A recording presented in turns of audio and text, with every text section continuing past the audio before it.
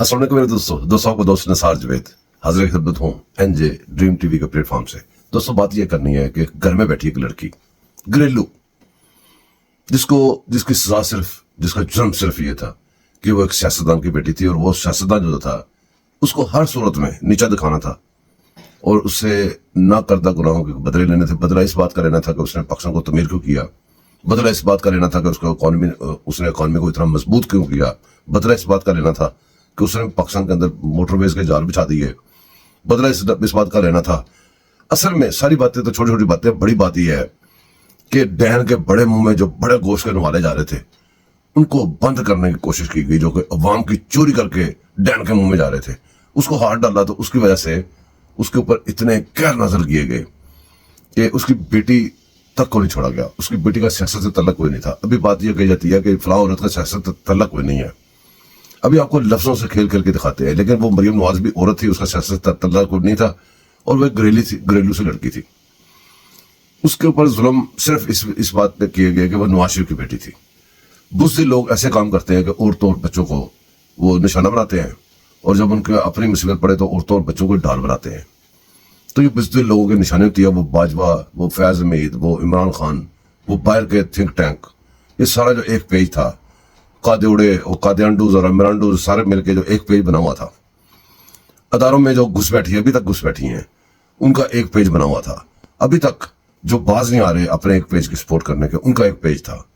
अभी तक अदालतों में बैठे घुस बैठी है, जजों की सीटों के ऊपर काबज, जो कि आइन कुछ कह रहा है, पाकिस्तान कुछ कह रहा है और फैसले कुछ दे रहे हैं। वो उन बुज़दिलों ने उस औरत को उसके घर से निकाल के उसको फाइटर बनाया। ऐसा वक्त उसको दिया कि उस वक्त ने उसको फाइटर बना दिया, उसको एक लीडर बना दिया, उसको पता नहीं क्या कुछ, उसको सियासतदान बना दिया, उसको ऐसी चीज बना दी कि उसका नाम ले तो दुश्मन थर थर कांपता है, यकीन करे कांपता है। वैसे जो मर्जी बातें करते रहे, ट्रोलिंग जिसकी करेंगे ना, जिसकी ट्रोलिंग करेंगे इसका मतलब उसे डर रहे हैं, उसी को निशाना बनाएगा ना जिससे खौफ होगा।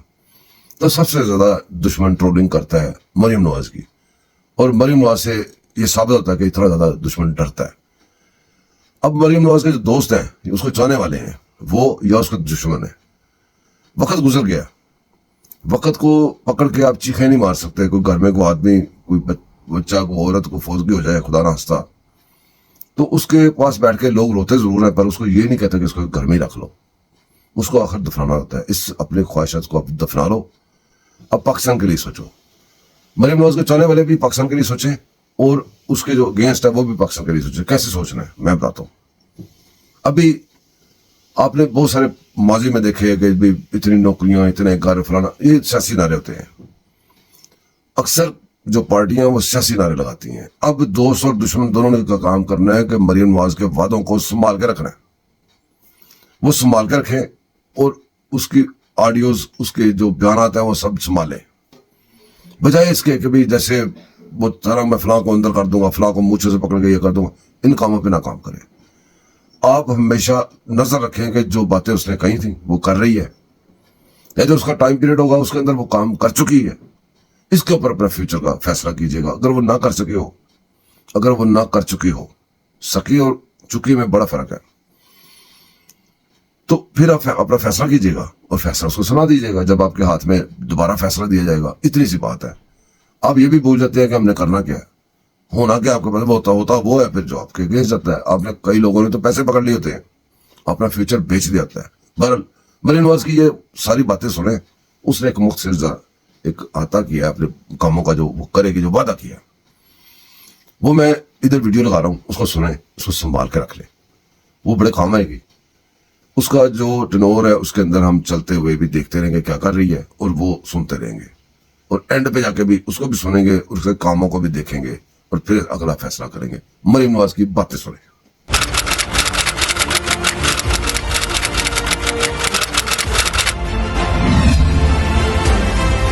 सेफ सिटी को हम पंजाब के तमाम शहरों तक लेकर जाएंगे। इंशाअल्लाह ताला 5 साल में मेरी कोशिश होगी इससे ज़्यादा हो, लेकिन 5 IT सिटीज़ बनाकर जाएंगे। मैरिज सर्टिफिकेट्स डेथ सर्टिफिकेट्स, इसी तरह जो कार ट्रांसफर्स हैं, प्रॉपर्टी सर्टिफिकेट्स, बर्थ सर्टिफिकेट्स, इनकी हम इंशाल्लाह होम डिलीवरी शुरू कर रहे हैं। इंटरेस्ट फ्री लोन्स देंगे यूथ को ताकि वो अपने आईटी स्टार्टअप्स शुरू कर सकें। पंजाब में अल्लाह ताला के फजल से हम पहला एयर एम्बुलेंस शुरू करने जा रहे हैं। जो टर्शरी हॉस्पिटल्स हैं, टीचिंग हॉस्पिटल्स हैं और जितने भी यूनिट्स हैं उन सब की जो अपग्रेडेशन है वो भी मेरी जिम्मेदारी है, इंशाल्लाह वो हम करेंगे। मदर एंड चाइल्ड प्रोग्राम्स हम शुरू करेंगे, स्टंटेड ग्रोथ के लिए हम शुरू करेंगे, मैल न्यूट्रिशन के लिए हम शुरू करेंगे, टीचर क्वालिटी हम इम्प्रूव करेंगे, अपग्रेडेशन करेंगे प्राइमरी स्कूल्स की, सेकेंडरी स्कूल्स की, करिकुलम रिव्यू है उसके अंदर। आईवी लीग यूनिवर्सिटीज़ में और दुनिया की जो रिनाउंड यूनिवर्सिटीज़ हैं वहाँ पर पंजाब गवर्नमेंट जो है वो स्कॉलरशिप्स दे यूथ को और यूथ बाहर जाके पढ़े, जो पढ़ना चाहते हैं, जो मेरिट पे हैं वो बाहर जाएं। स्पोर्ट्स है उसको मैं चाहती हूँ कि पंजाब में कम से कम स्पोर्ट्स जो है वो जो प्ले ग्राउंड्स हैं वो बच्चों को, यूथ को मिलें, जिम्नेजियम्स होने चाहिए, जो भी यूथ के लिए हम कर सकेंगे इंशाल्लाह वो हम करेंगे। हर शहर के अंदर एक सेंट्रलाइज्ड एक जगह हो किसान के लिए, जहां उसको सीड भी मिले, जहां उसको मशीनरी की नो हाउ भी मिले, जहां उसको जो टेक्निकल एक्सपर्टीज़ है वो भी मिले। मैंने ये प्लान किया है कि 1 लाख घर हम जो है वो गरीब के लिए बनाएंगे। मैं आप सबसे ये वादा करती हूँ कि इसमें आप इंशाअल्लाह ताला कमी नहीं देखेंगे। पूरी मेरी इन्हीं जो मैंने प्रोग्राम की एक आउटलाइन आपको बताई है, इस पे मेरी तवज्जो होगी।